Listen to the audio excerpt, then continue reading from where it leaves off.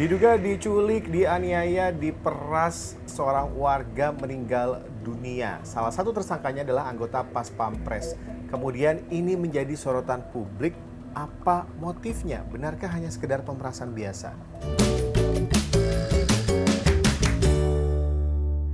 Akhirnya melibatkan 3 orang oknum prajurit TNI, baik yang berasal dari Satuan Pas Pampres maupun yang berasal dari Satuan TNI Angkatan Darat. Ada 4 tersangka yang diduga melakukan penculikan, penganiayaan, dan juga pemerasan terhadap seorang warga hingga korban meninggal dunia. Spekulasi pun bermunculan, ada dugaan pemerasan di sana, keterlibatan 1 anggota Pas Pampres, 2 orang anggota TNI lainnya, dan juga 1 orang warga sipil. Kemudian apa motifnya?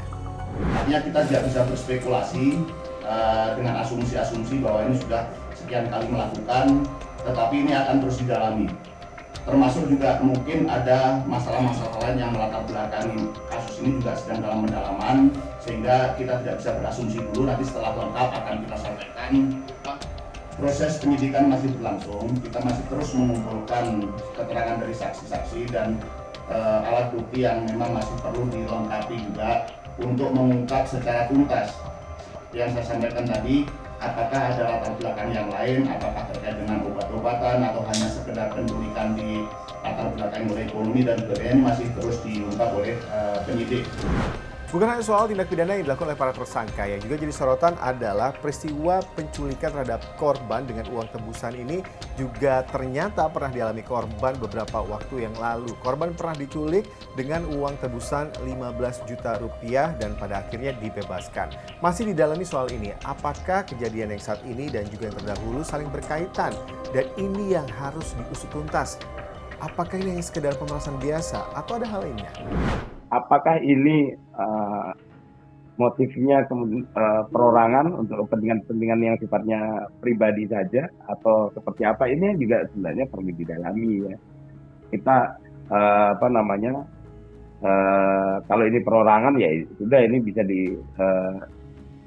diselesaikan secara normal lah gitu ya, sebagai sebuah kejahatan yang bisa dilakukan oleh siapa saja dan korbannya bisa siapa saja. Tapi kalau kemudian ini berkaitan dengan skema-skema yang lebih jauh, misalnya untuk kepentingan penghimpunan dana dan sebagainya. Nah, ini yang kita khawatir ini harus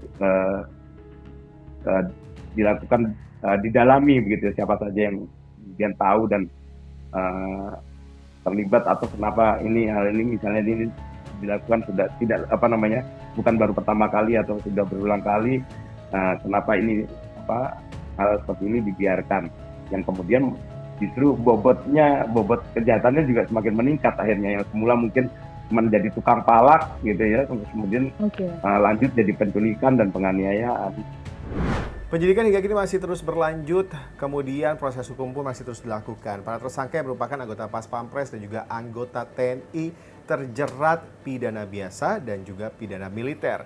Lalu apa ancaman hukumannya bagi mereka yang berawal dari penculikan, penganiayaan, pemerasan hingga akhirnya korban meninggal dunia? Nah, jadi pertama ini nanti kewenangannya pengadilan militer, bisa kena perkara pembunuhan, malah bisa kena pembunuhan berencana. Artinya ancamannya berat loh, mati loh. Jadi itu hukumnya. Jadi ini harus diproses, bahkan benar-benarnya perencanaan dan bersama-sama. Kan lebih dari seorang pelakunya. Satu itu hukumnya. Kedua harus dicari lebih jauh kaitannya, ini seperti ada transaksi tertentu yang memang harus telusuri oleh POM nanti kan, Denpom harus menyelidiki lebih jauh. Ini kan lingkungan Pas Pampres kok melakukan perbuatan itu. Lebih menarik lagi, ini berasal dari satu tempat tertentu yang sama ya, yang itu menarik gitu bagi kita. Itu justru harus dibuka, tapi hukumnya jelas kok, ini sih perkara pembunuhan, malah saya berani mengatakan ini pembunuhan berencana. Akan ada pidana biasa, kemudian juga pidana militer yang menjerat. Melalui Kapus Pen TNI, Panglima TNI pun juga mengatakan agar ketiga tersangka dihukum berat dan juga dipecat. Panglima TNI mengawal kasus ini agar pelaku dihukum berat, maksimal hukuman mati, minimal hukuman seumur hidup. Transparansi TNI untuk mengusut tuntas kasus ini menjadi harapan masyarakat. Ditunggu oleh publik, kami pun redaksi Liputan Indonesia TV akan mengawal kasus ini hingga nantinya benar-benar terungkap apa motif sebenarnya para tersangka dan juga fakta-fakta yang belum terungkap ke publik. Kita ketemu di diskusi selanjutnya.